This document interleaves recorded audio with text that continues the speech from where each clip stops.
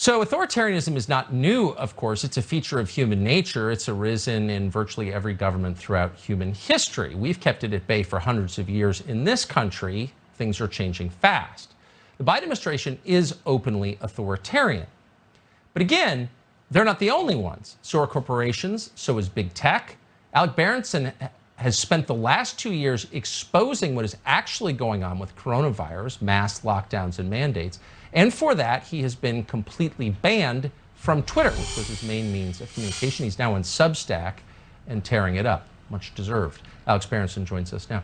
Alex, thanks so much for coming on. So there's so many questions. Those of us who read your Substack faithfully, and I do multiple times a day, have too many questions for you, but I just want to start on something you wrote about just hours ago, and that is on this push to vaccinate 5 to 11-year-old American kids.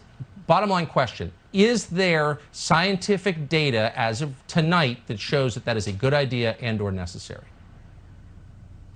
I would say no. There's scientific data that shows that the mRNA vaccine that Pfizer and BioNTech make works as advertised. It causes your body to make a lot of spike proteins.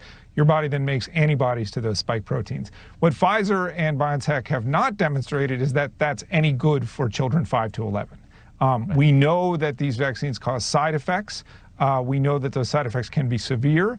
And we know that especially in younger men, there's a lot of myocarditis and pericarditis. There's a lot of heart inflammation that can follow these vaccinations.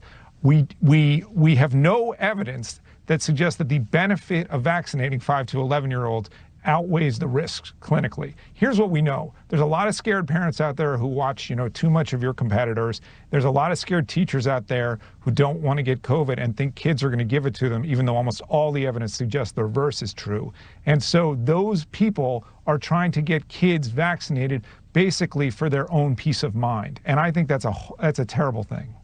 Yeah, it is an absolutely terrible thing. And the question, of course, arises, it's never been answered. What threat do unvaccinated people pose to the vaccinated? This is a longer conversation. Really quick, and this is complex, but you were the first person I saw to point out that the President of the United States came out on television a couple of weeks ago and said, I demand private employers with more than 100 people working for them impose vaccine mandates.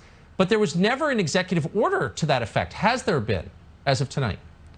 No, there has not been as of now. And this is really interesting. This goes right to the heart of your questions about authoritarianism.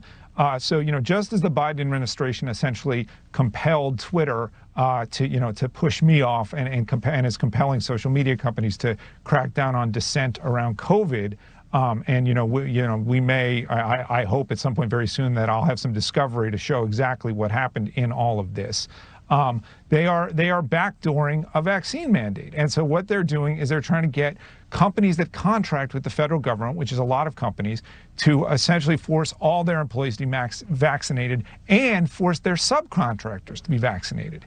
And so without even an executive order, just sort of by administrative orders at regulatory agencies, they're trying to do this. And what's amazing, Tucker, is that big companies are not pushing back on this. On some level, they like this because they don't want to have to lose employees who would go elsewhere to companies where they don't have to be vaccinated. So if you're a big company, all you care about is that you don't lose employees, who, especially in a tight labor market. And that's what these companies are doing. I have to say, to think about this level of sort of corporate government autocracy, you're thinking about modern China, you're thinking about pre-World War II Germany. It is really dangerous when all the levers of power are pointing the same way. We're not even talking about academia or the rest of the media. But big companies, you traditionally thought of them as conservative. Now they're on board with this authoritarianism. When every institution in American life is arrayed against the middle class, I think the country will change fast, and it is. And you've been one of the great chroniclers of that. A brave man. Alex Berenson, thank you. Well, thank you. Thank you, Tucker.